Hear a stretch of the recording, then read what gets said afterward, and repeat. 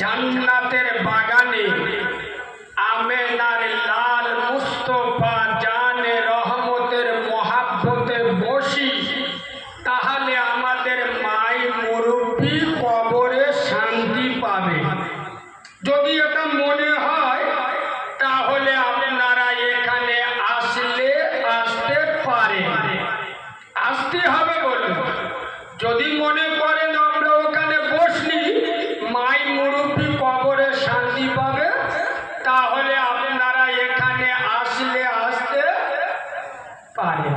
আর যদি মনে মনে হয় বাপ মরে গেছে, মা চলে গেছে, দাদা দাদি কবরে চলে গেছে, ওদের কবরে আগুন জলে জ্বলুক, ফেরেশতারা ধরে পেশাই করে করুক, তাহলে তোদের মতো চিডিংবাজ মুনাফেকদের রেখে নাচতে হবে।